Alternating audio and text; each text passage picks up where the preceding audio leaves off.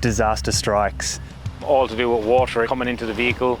The Iveco ran into some troubles. Codes come up where the vehicle went into limp home mode. Oh no, what are we going to do now? Simon's not here. Simon's show is finished now, but our show is on 7 May, 11:30 Saturday morning, your 4x4. Brilliant.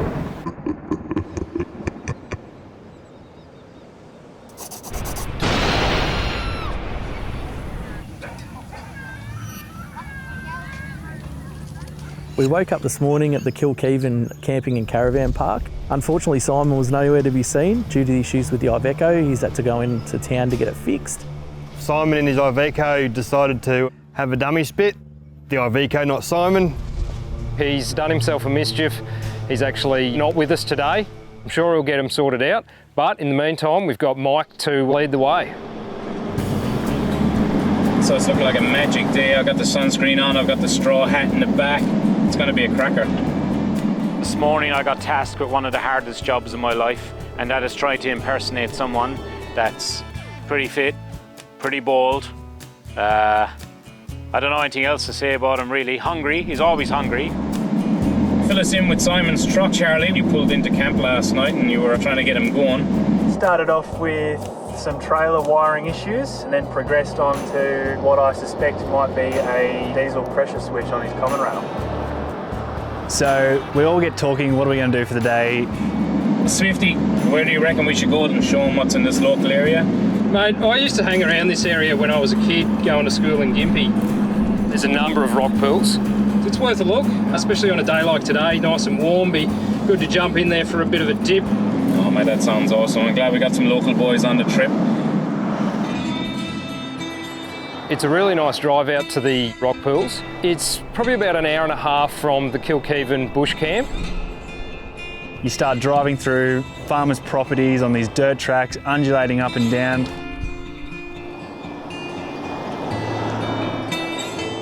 It was quite obvious Mike likes holding onto the mic because we could not get him off the radio at all. He hogged the UHF all day. I think the power went to his head a little bit, to be honest. Yeah, Grant, that Rainbow Beach is just spectacular. You know, social media platform that has... Do you reckon that's why he didn't turn up today? Maybe he's just wanted to stay at Rainbow Beach. He just kept going on and on and on. Saw a bird that looked like LEG, had a gold thing around its neck. The hour and a half drive seemed like 5 hours because it was chat, chat, chat. Can't understand what he's saying because being that he's a very thick Irish accent. Are they happy to be bunking in with all of you together, or do they want their own bedroom? If you ever want to watch our show, Simon's show is finished now, but our show is on 7 May, 11:30 Saturday morning, your 4x4. Brilliant. We went up the mountain straight onto gravel road, quite corrugated, but yeah, very, very fun to go over. There are sections there that are rainforesty. So nice and green after so much drought. We're just following the road down and it's just getting narrower and narrower and narrower. And then all of a sudden it opens up to a car park. We finally got to Waterfall Creek rock pools. We've all got out. Mike's gone down to the big sign there and it has a read. Vine leaves, fighting frogs, snapping snakes, kamikaze wonga pigeon. Gets us all together and says 1.5 Ks, we can do it, doesn't look that bad. Got us all pumped up to go on this hike and trek down to the rock pools. We start taking off and walking down there. It's about 200 metres in. Mike's nowhere to be seen. He's actually gone back to the car. Mike's gone, oh, I'm out. I've got a sore knee. Anything to get out of it. He just wanted to go back for donuts. I got there first because that's Simon's job. He always powers on and gets up there before everyone else. I even beat the camera crew. We walked along this narrow track. It's up and down a lot of hills and a lot of dodging stuff. You don't know whether you're going to come across whatever branches of bushes or any kind of wildlife. But as soon as you come through the thick surrounding of the bush, you lift your eyes and it's just like you're in a paradise. You've got running streams. Coming up from the mountain is nice, crispy, white, clear water. Walk further up and there's a number of rock pools that are quite deep. All these big granite boulders. They've got some awesome steps that are cut into it as well, so it's nice and safe to get down to it. Just an absolutely amazing place.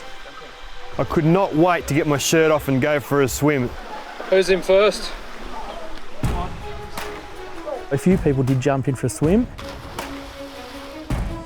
Even I got on, The guys stitched me up because they said it was too bad. But when I hit that water, I felt like I was in the ice bath. Oh my God, the water was freezing cold. It just took your breath away. You just wanted to get back out again, but it was so refreshing. Everyone's like, who can do the best dive? Who's going to get the biggest splash? Just told the young blokes how to do some old school bombs. That seems to be a nice family area around here. Take the daughter out, families everywhere. Can't wait to get back and have something to eat. Mark is really going to regret it.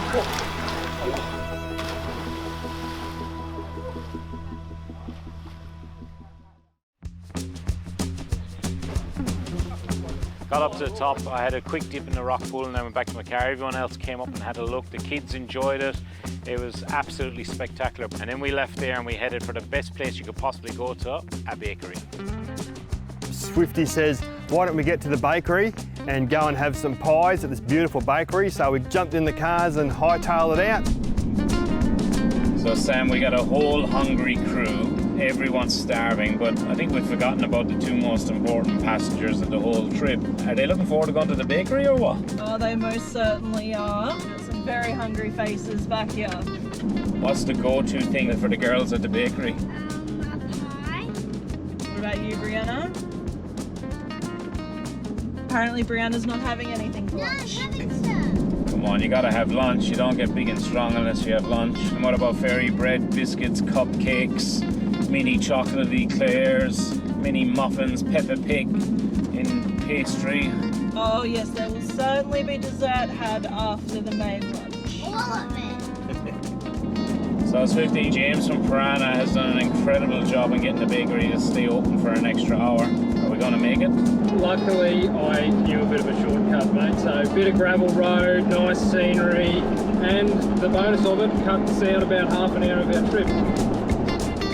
We took the shortcut. It ended up being an absolute cracker. The dirt road just opened up. There's probably about 50 k's or so. We just so happen to be driving through at the perfect time of the year when they're doing all the backburns. Something that I haven't really seen, and my daughter was like, oh, what's going on up ahead? There's massive fires. But finding out, talking to the guys on the radio, it's a controlled burn to burn off the weeds and everything else and then rejuvenate the next lot of grass. It really was just a stunning little drive, and I think the crew enjoyed it.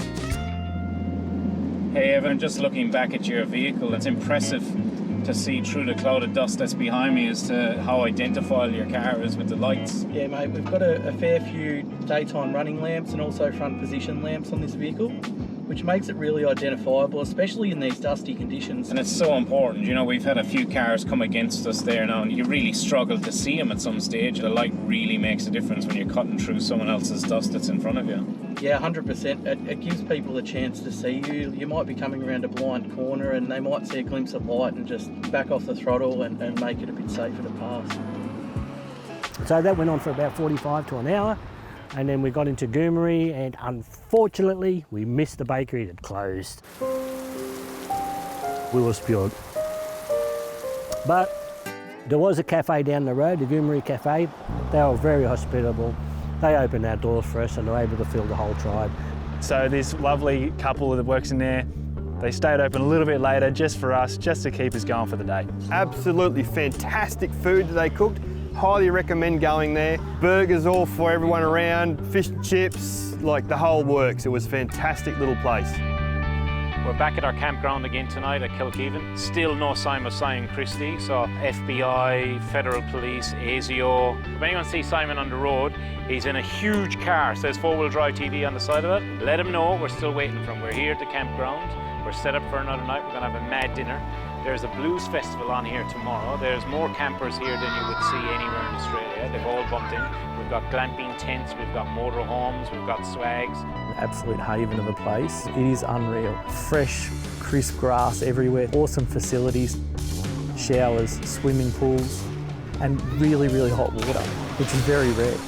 So we have about 100 powered sites, and then we have 10 acres of unpowered camping.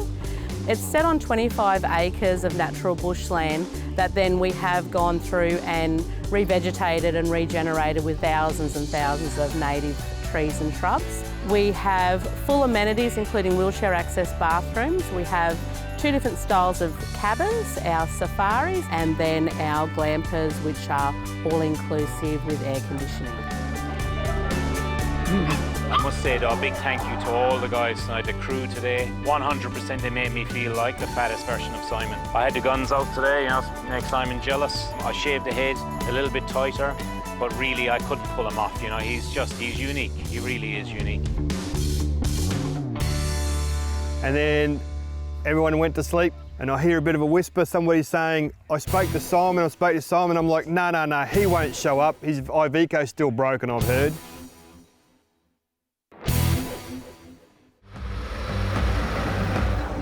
I'm back, ready to continue. Can't believe it. Thank God he's back. Poor old Mike has to give up the captain's hat. Oh, he'll be bummed out for sure. So who was in charge while I was gone? Jay. So Simon arrives and now it's time to say goodbye to Mike the director, and we welcome Simon back into the team again, and straight away he's like, all right guys, get ready, we're going out again. We've got some 4 drive tracks to hit up just near the campsite. We're gonna stop in at the main stage of the caravan park and we're gonna pick up our local tour guide and the owner of the caravan park, Ralph. And we get there and they have all these kids' activities going on. They've got a juggler, they've got these games. They've really catered for all ages, and you can really see that they've tried to make this a family event. Ralph joined us from the caravan park and he was like our guide and he was very knowledgeable. And it gave us an insight into how things happened over 120 years ago up here.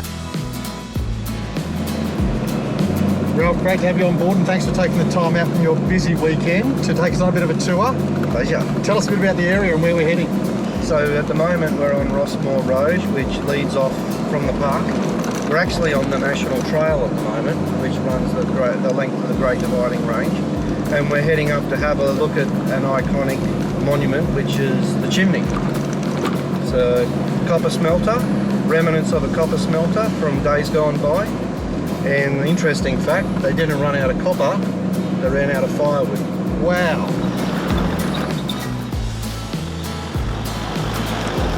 So as we're starting, it's an 8K drive.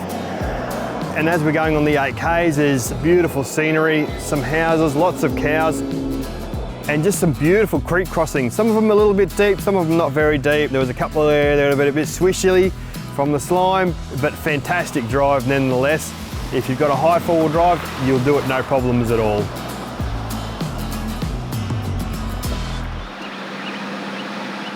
What's this we're coming up on? We're coming up on the copper smelter.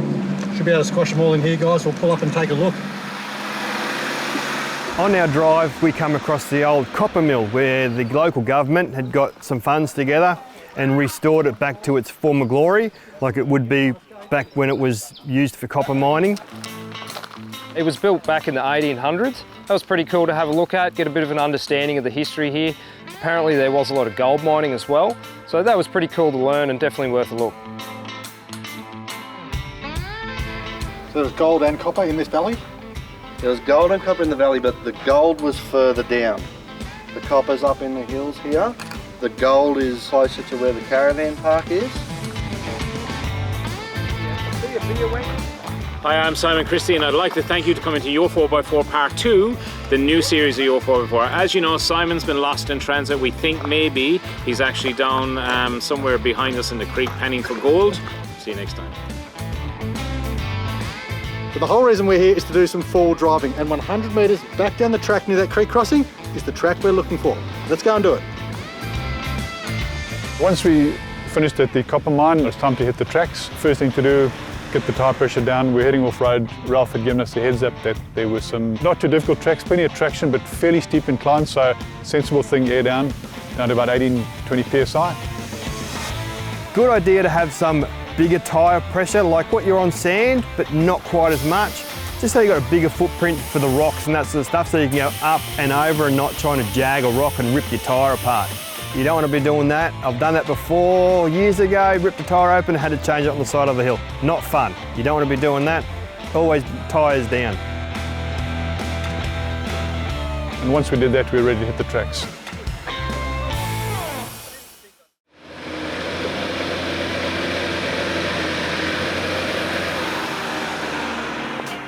I haven't had my car up like that ever.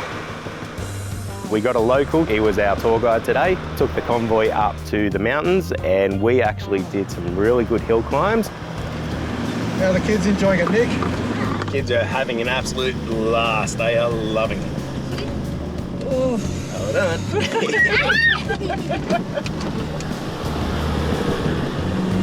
How's the drive going, Charlie? This is Toyota country.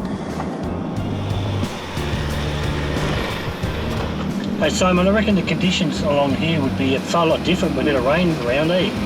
Yeah, look, it's not too bad. There's a good mix of dirt and rock in the track. So there's plenty of traction and it's not too steep. So unless you're driving a Clearview car with a big heavy canopy on the back. Well, what we've done, we've decreased the weight by putting our new power slide in, which is 30% lighter.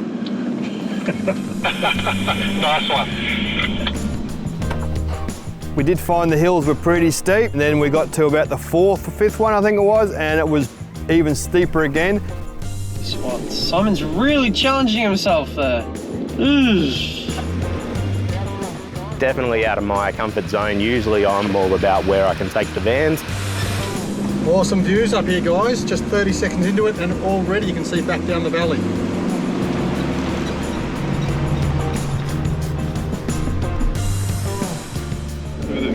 It is quite nice, but is there a reception? Oh, we're getting stronger! It's getting stronger, sorry. Track lead to anywhere, Simon, or is it up to the end and come back? Yeah, it's a dead end, so we'll go to the gate, turn around and head back. And then all of a sudden we get to the top with a locked gate, private property, did a quick U-turn with the convoy there and headed down the hill. Low range, just nice and slow, take your foot off the pedals and just every now and then stab the brake a little bit just to get your speed down and keep your control. But a really nice scenic view coming down, looking straight out over Kilkeven in the valley. So we all split off into a couple of different groups, but I was still itching to do a little bit more. And luckily we had Ralph with us because he knew about one more little tricky little circuit that we could give a go.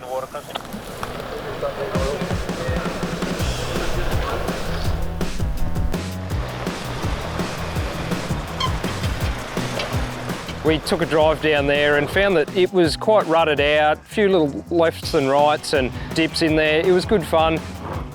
And your S down through there, it's all washed out from all the recent rain they've had. And they've got these huge ruts and you just come through and bang, the vehicle really hits it hard. Just wait for it.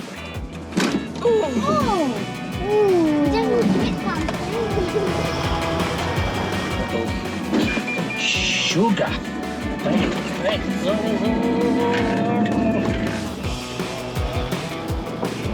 Now you power. Yeah. And the left in the back. Can you say that louder, please? What? What did you say there?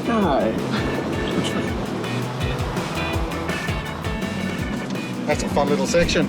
That was awesome. And we all made it through unscathed. Very good track. Just a short distance from camp, we spotted this beautiful coastal carpet python laying injured on the road and thought it best to move him to safety. Now, we're no snake experts by a long shot, but we do know our native snakes and are confident enough to handle this little fella with due care and caution. With our non-venomous, slithery friend off the road, it was time to return to camp, where a real treat was in store for us. We were very lucky to be greeted with Blues Music Festival, all pumping. So that's the end of day 4. Want to thank 4-Wheel Drive TV and Simon for bringing us out to this awesome location, along with the Kilkeven Bush and Caravan Park for putting on an awesome Blues Fest.